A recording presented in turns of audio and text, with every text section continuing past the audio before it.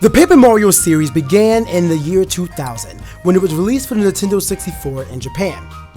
Mario's second embarking in the RPG genre, the game was well received among fans and critics alike, and continued on a strong showing with Paper Mario: The Thousand Year Door in 2004 and Super Paper Mario in 2007.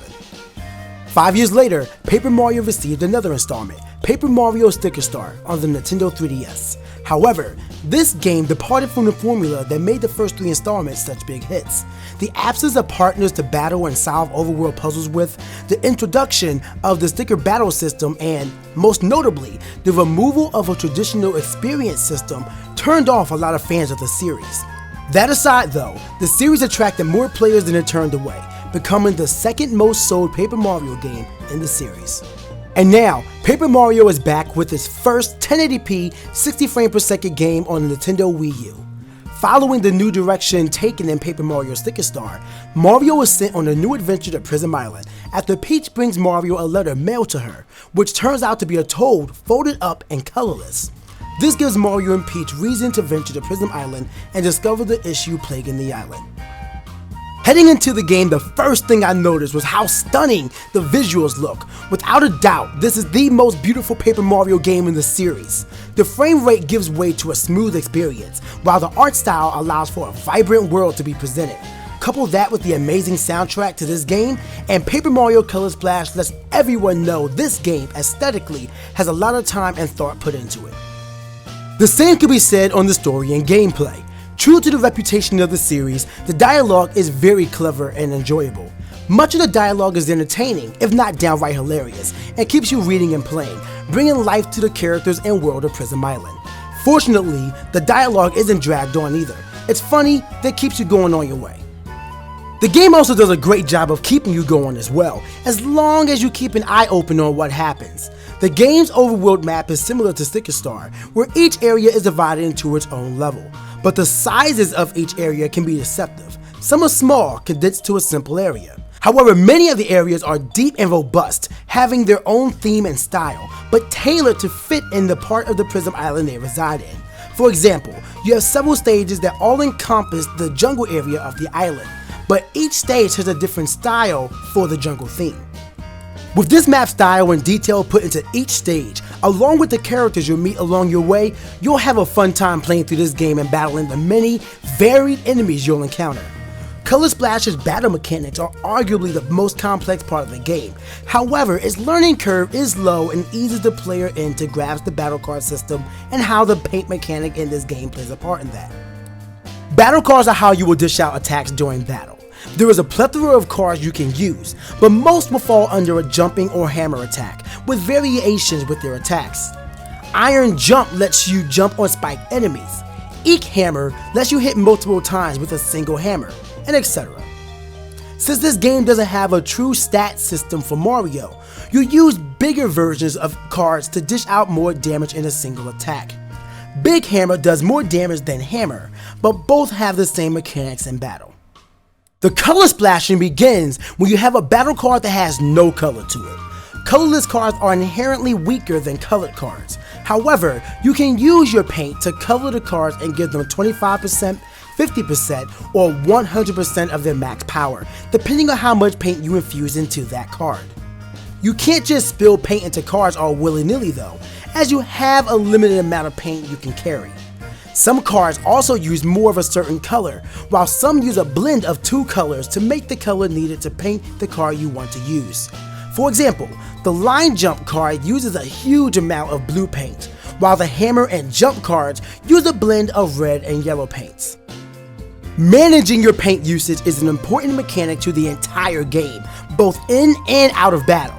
Fortunately, you can increase your paint capacity thanks to collecting hammer scraps. Hammer scraps are found after battles. There are 3 different hammer scraps that boost your capacity gauge by small, medium, and large increments. When the capacity gauge reaches 100%, your max paint capacity will increase by a certain amount, either 10 or 20 points.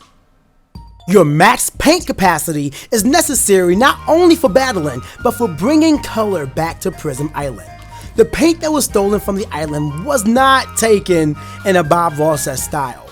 Mario can use his hammer infused with the power of paint thanks to your partner Huey to bring color back to the many areas you'll travel to and the many blocks of blank colors that each area is riddled with. Filling these spots will gift you with coins, cards, and hammer scraps, which can help you during a long area when you're using a lot of cards in upcoming battles.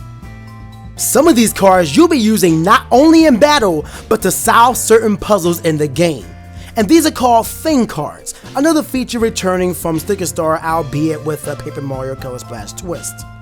These cards have effect in battle that affect all enemies that are on the screen or can solve puzzles in the overworld, such as using a plunger to get a Toad's head unstuck when he got jammed into a warp pipe.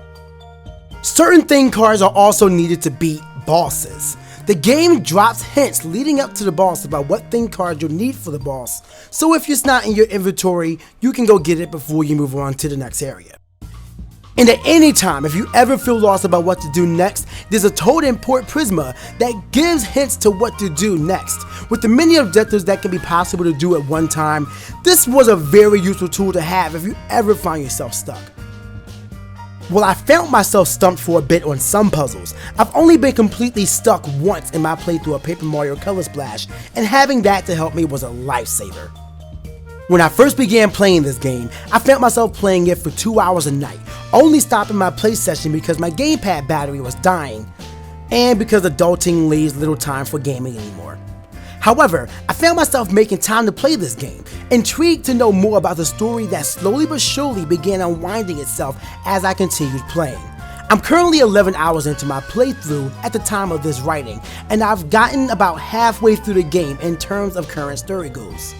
It's safe to say you'll get a good amount of playtime out of this game. Once I finish this review, I plan on getting back on finishing Color Splash, as the game is genuinely fun. Between the battle system, the gameplay, the music, the vibrant, exciting world of Prism Island, and as many characters in the story behind Mario's adventure to Prism Island in the first place, I have nothing inherently bad to say about Paper Mario Color Splash. I do wish the battle system wasn't the card and paint system that it is, as I feel it makes battles slower than necessary and would have preferred the battle style of Paper Mario and Paper Mario Thousand Year Door. But otherwise, I'd say Paper Mario Color Splash is a must-have RPG adventure for the Wii U. Now at this time, I'm not sure how to end this off, so I leave this up to you guys. How would you like me to finalize my reviews? Would you just like me to say that I like it? Would you want a smiley face, 10 thumbs down, 15 thumbs up? You want me to just do like an 8 out of 10? To be honest, I haven't quite figured out a rating system I want to implement for my reviews. So I leave this up for you guys. Let me know in the comment section below what kind of rating system you guys may want to see from me regarding my future reviews. However, for now, I am going to say I'll give this game an 8.5 out of 10. To be honest, like I said, it does feel a little slow, and it can get a little drawn out sometimes. Some things can just get a little drawn out. However, I really do enjoy playing this game, and I can't wait to get to the end. It's still generally fun, and as I said, I don't have anything inherently bad to say about Paper Mario Color Splash. You have to give it a try, so please remain open-minded and try it out when it releases from Nintendo Wii U on October 7th. However, if you want to see more gameplay of it, my live stream of the game, of the playthrough, will be going live at midnight on October 7th. So if you guys are new to the channel, please hit that subscribe button so you guys do not miss my playthrough of the game. And of course, if you guys enjoyed the video and you guys want to see more reviews like this in the future, demolish the like button for me. Otherwise, make sure to subscribe to me on YouTube, follow me on Twitter, follow me on Twitch. Tell me what you think about the game in the comment section below. And most importantly, stay hot, guys. I'll see y'all next time.